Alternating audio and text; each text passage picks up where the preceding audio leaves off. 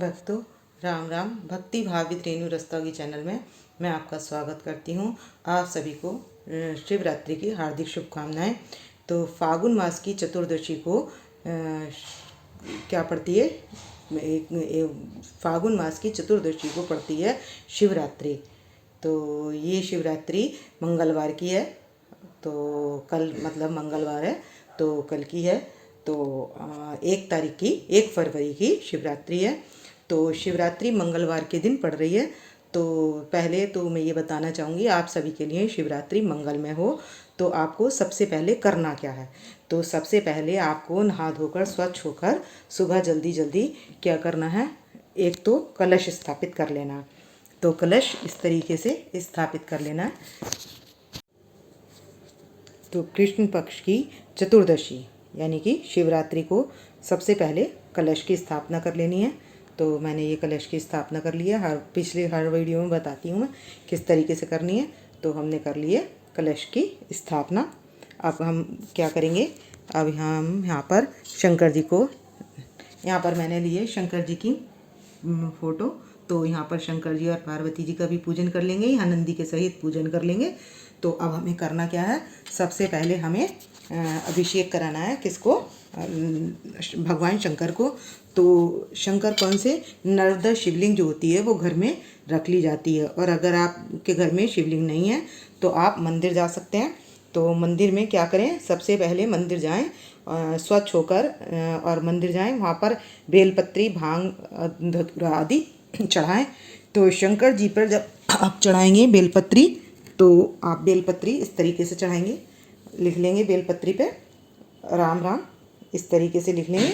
और इसको लिखने के बाद ये सीधी तरफ जो है यहाँ आनी चाहिए। तो अभी मैं अभिषेक करेंगे तो हम बता दें कि क्या करना है। तो एक जायफल जो है, जायफल इस तरीके का होता है, तो मंदिर ले जाएं। ये जायफल है, ये जायफल है, ये जायफल एक तो आप मंदिर ले जाएं और एक जहाँ स्थापना करेंगे घट की, वहाँ भगवान शंकर के आगे रख दें। तो क्या होती है, उससे धन की वृद्धि होती है। तो यह है धन वृद्धि का उपाय। और इसको क्या करेंगे, एक मंदिर में शिवलिंग के पास रखाएंगे और एक रखेंगे हम अपने मंदिर में। तो वो अगले दिन हम अपने मंदिर में से उठाकर लाल कपड़े में लपेटकर अपने रख देंगे गले में, जिससे होती है धन वृद्धि की। तो इस बार 80 वर्षों के बाद पंच योग बन रहे हैं शिवरात्रि पर। तो धन वृद्धि का योग है। तो एक उपाय तो धन वृद्धि का ये है, और दूसरा हम शिवलिंग के साथ कुबेर महाराज जी की पूजा कर लेंगे, अर्चना कर लेंगे। तो क्या होगा, उससे कुबेर महाराज जी प्रसन्न रहेंगे। तो उनकी हम अर्चना कर लेंगे। तो वहाँ पर हम ये करेंगे, और हो सके तो हम एक दो माला भी वहाँ पर कर सकते हैं मंदिर में। तो अब क्या करना है, घर पर हमें, और अगर हम घर पर ही कर रहे हैं तो हमें घर पर क्या करना है, घर पर हमें अखंड दीप जला लेना है। तो अखंड दीप के लिए ले लेंगे हम दिया। तो उस दिए में क्या करेंगे, ये हमने ऐसे अखंड दीप के लिए ले लेंगे हम दिया। तो इसमें हम अखंड दीप जला लेंगे। तो आप मीठे तेल का भी जला सकते हैं और घी का जला सकते हैं।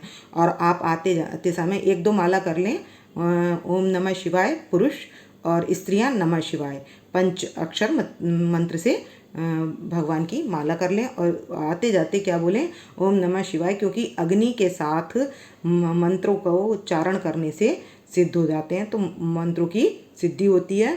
तो उससे क्या होता है, हमारी नेगेटिविटी चली जाती है और जो है पॉजिटिविटी आती है। भगवान की कृपा हम पर होती है। तो इसलिए हमें करना है एक उपाय ये। तो हमें चतुर्दशी को जलाना है और उसके अगले दिन तक हमें दीप जलाना है। तो ये एक उपाय हम ये कर लेंगे। तो अब क्या करेंगे, हम सबसे पहले कराएंगे शंकर जी को स्नान।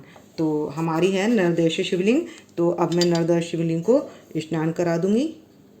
तो ओम नमो भगवते, ओम नमो शिवाय से करेंगे हम। तो ओम नमः शिवाय करके उसको कई बार बोलेंगे, ओम नमः शिवाय, ओम नमः शिवाय, ओम नमः शिवाय। इस तरीके से हम शिवलिंग पर, मैंने इसमें गंगा जल मिला लिया था। अब हम क्या, इनको पोंछ लेंगे। तो अब करेंगे हम दूध, दही, घी और शहद, ये मैंने ले लिया है। तो अब इससे हम कराएंगे पंचामृत से स्नान। तो अब हम कराते हैं स्नान।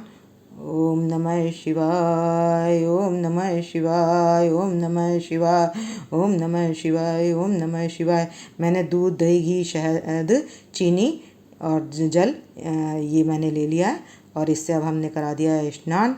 अब इनका हो गया अभिषेक। हम गन्ने के रस और दूध से भी करा सकते हैं, दही और शहद से भी करा सकते हैं और घी से भी करा सकते हैं। तो हम इस तरीके से 5 तरीके से इनको अभिषेक कर सकते हैं। तो अभिषेक करने के बाद इनको पोंछ लेंगे। तो अब मैं बनाऊंगी त्रिपुंड। तो मैंने बनाना है इस तरीके से।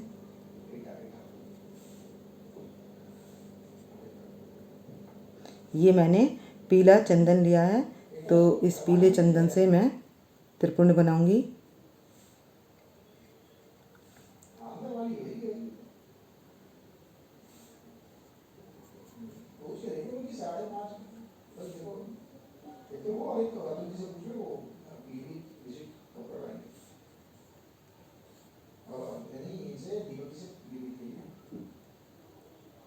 ये मैंने त्रिपुंड बना लिया है। तो घी, भगवान शंकर पर घी चढ़ाने से क्या होता है, रोगों का नाश होता है। और दूध चढ़ाने से समृद्धि मिलती है। और जायफल चढ़ाने से धन में वृद्धि होती है। और चावल चढ़ाने से सभी चीज़ों की प्राप्ति होती है, सुख संपदा और समृद्धि की प्राप्ति होती है। तो इस तरीके से हम कर देंगे। त्रिपुंड बना लिया मैंने। तो ये बना लिया भगवान शंकर का नेत्र। तो इस तरीके से ये मैंने भगवान शंकर का नेत्र बना लिया है। अब यहाँ पर मैं चंदन लूँगी, भभूति। ये चंदन था, ये मैंने भभूति ली है, उससे इनका श्रृंगार कर दूँगी।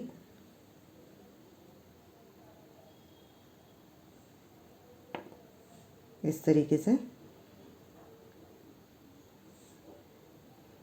चारों तरफ मैं भस्मी लगाऊंगी ये। तो इस तरीके से मैंने भस्मी लगा ली है। तो यहाँ कर देंगे भगवान शंकर को विराजमान।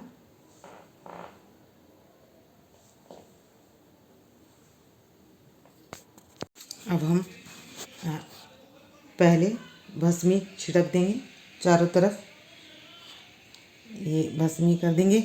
फिर मैं ले लूँगी गुलाल, ये गुलाल कर दूँगी। और अब इसके बाद करेंगे हम बेलपत्री अर्पित। तो मेहंदी लगाएंगे, मेहंदी लगानी होती है। तो हम भोले बाबा के श्रृंगार में 16 श्रृंगार होते हैं, तो यहाँ पर मेहंदी भी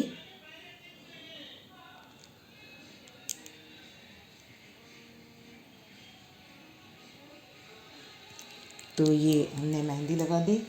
अब हम चढ़ाएंगे बेलपत्री। तो हमें बेलपत्री, इस पर हमने लिख दिया राम नाम। तो अब ये हम बेलपत्री ऐसे चढ़ा देंगे। तो हम क्या बोलेंगे, ओम नमः शिवाय बेलपत्रम समर्पयामि, ओम रुद्राय नमः बेलपत्रम समर्पयामि, ओम भीमाशंकराय नमः बेलपत्रम समर्पयामि, ओम आशुतोषाय नमः बेलपत्रम समर्पयामि। इस तरीके से हम भगवान शंकर के नाम लेकर और इनको ये चढ़ा देंगे। और उसके बाद हम यहाँ पर हमें चाहिए तेल। तो हम यहाँ पर तेल भी अर्पित कर देंगे। और धूप दीप, तो हमें 5 चीज़ें चाहिए। और इनके पास तांबुल पान, ये पान है मीठा पान, वो भी हमें इनके पास अर्पित कर देंगे। कुछ पुष्प अर्पित कर देंगे, हम कर देंगे पुष्प अर्पित। तो हमने ये पुष्प अर्पित कर दिए।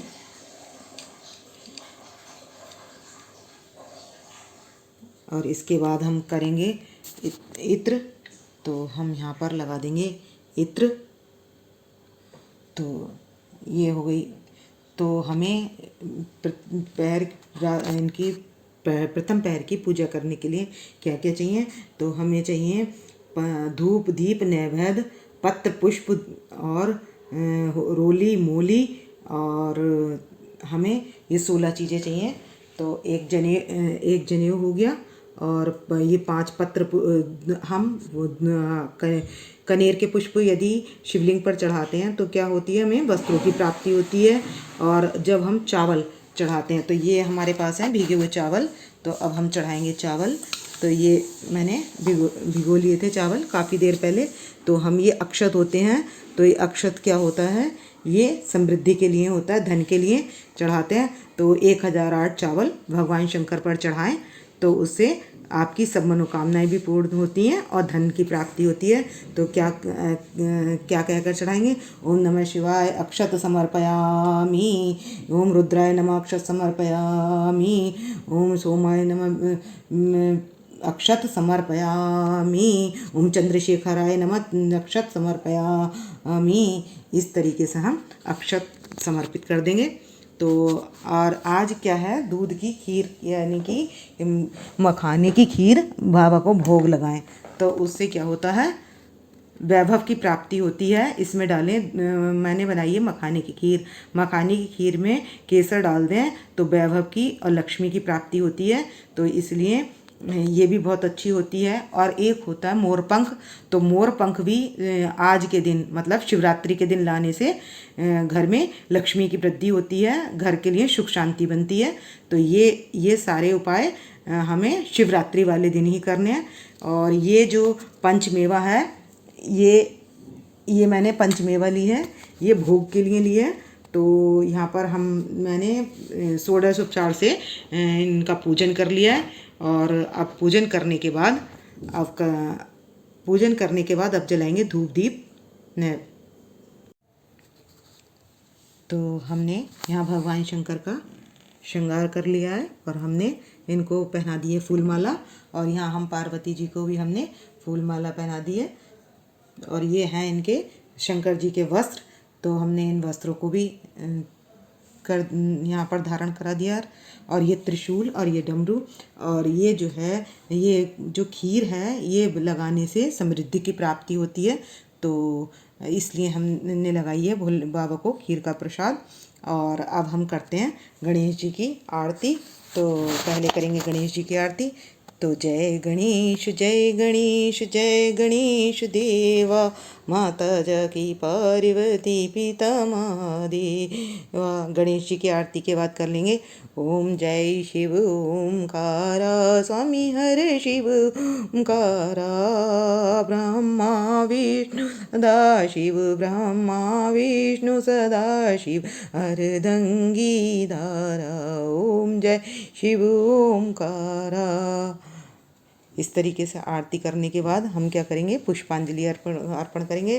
तो पुष्पांजलि अर्पण करूं, ग्रहण करो महाराज, कृपा दृष्टि अवलोकिए, शरण पड़े की लाज। पुष्पांजलि अर्पण करूं, ग्रहण करो महाराज, कृपा दृष्टि अवलोकिए, शरण पड़े की लाज। 3 बार बोलने के बाद हम पुष्पांजलि अर्पण कर देंगे। पुष्पांजलि अर्पण करने के बाद हम भोग प्रसाद लगाएंगे, तो घंटी बजाएंगे और भोग चढ़ा देंगे। और क्या कहेंगे, आओ भोग लगाओ मेरे प्रभु जी, आओ भोग लगाओ मेरे प्रभु जी। अब हम घंटी लगाकर भोग लगा दिया। अब भोग लगाने के बाद करेंगे हम क्षमा प्रार्थना। तो कैसे करेंगे क्षमा प्रार्थना, वही कर्पूरी गौरम करुणावतारम संसारी सारम भुजगेंद्रहारम, सदा वसंतम हृदयारविंदे भवम भवामी सहितम नमामि। तो इस तरीके से हम क्षमा प्रार्थना कर लेंगे।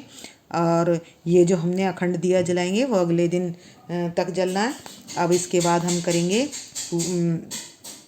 भगवान शंकर की चमर डुलाएंगे। सबसे लास्ट में हम चमर डुलाते हैं, तो हम भगवान शंकर जी के इस तरीके से चमर डुलाएंगे। ये हो गई हमारी चमर की सेवा। तो अब जो हमने ये रुद्राक्ष की माला यहाँ पर हमने भगवान शंकर को चढ़ाई है, तो हम जब इससे जब तब भी कर सकते हैं, उसके लिए भी अच्छी होती है। और अगर हमारी कोई बीमारी है तो उसके लिए भी अच्छी होती है। तो हम बीमारी के लिए क्या करेंगे, ओम होम जूषा ओम त्र्यंबकम यजामहे सुगंधिम पुष्टिवर्धनम ऊर्ध्वरेक बंधनमृतं मोक्ष मामृताम स्वाहा। तो ओम होम जूषा इस मंत्र का बीमारी के लिए जाप करेंगे। और यदि ये आज के दिन हमें बहुत लाभ प्राप्त होता है तो इसका हवन भी कर सकते हैं। इससे जिसकी तबीयत खराब है या रोग है कुछ, तो उसके लिए हम मंत्रों से, इसी मंत्र से हवन भी कर सकते हैं। तो हवन सामग्री और समिधा लेकर करना है। तो वो इस तरीके से होना है, तो उसके क्या होंगे, रोग दूर हो जाएंगे। तो आप सभी पर भगवान शंकर की और माता पार्वती जी की कृपा बनी रहे। तो आपको हमारा अभिषेक शंकर जी का कैसा लगा तो कमेंट्स में बताइए। राम राम, राधे श्याम। आप हमारी वीडियो लाइक करें, शेयर करें और सब्सक्राइब कीजिए।